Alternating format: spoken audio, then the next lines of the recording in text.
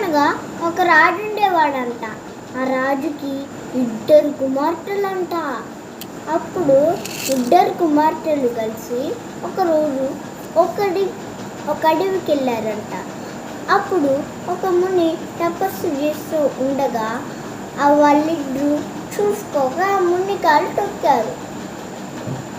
ఆ ముని ఇట్లా శాపం ఇచ్చారు ఇద్దరికి, మీరిద్దరు ఒకే చెట్టుకి ఒకే కొమ్మలాగా ఒకే కొమ్మకి ఒకే ఆకారంలో మారిపోతారు అని చెప్పాడు ఆ ముని.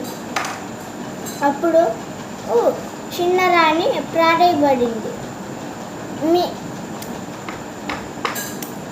అప్పుడు ముని కోపం కొంచెం శాంతించింది.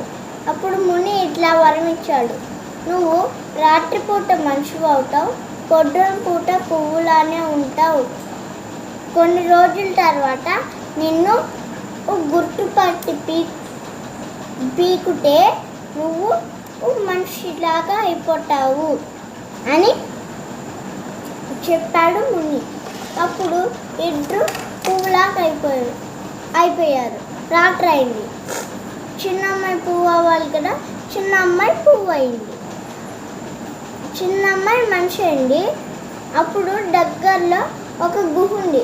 అక్కడికి వెళ్ళి అక్కడ మంచు బయట ఉంటుంది కదా, అడవి కదా, మంచు బయట ఉంటుంది. అందుకని ఆ గుహలోకి వెళ్ళి రెస్ట్. పొద్దునే అయింది, ఇంకా ఆ పువ్వులాగా మారిపోయింది. ఇట్లా కొన్ని రోజులు జరుగుతూ ఉంది. అప్పుడు పొరుగు దేశపు రాజకుమారుడు వేటకి వచ్చాడు.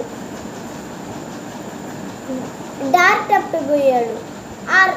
ఆ రాజకుమార్తె ఉన్న గుహకి వచ్చాడు రాత్రిపూట. అప్పుడు రాజకుమార్తె జరిగిందంటే చెప్పింది. అప్పుడు నేను పొద్దునొచ్చి నీ పువ్వుని పీకుతాలే అని చెప్పాడు. పొద్దున్నే వచ్చాడు, కాసేపు తిరిగాడు, చూశాడు, ఏం చేంజ్ లేదు. మళ్ళీ ఇంకాసేపు తిరిగాడు, ఏం చేంజ్ లేదు. అప్పుడు ఒక ఐడియా వచ్చింది. ఇట్లా పెట్టి ఇట్లా పీకాడు. ఆ చెట్టు నుంచి పువ్వుని పీకాడు.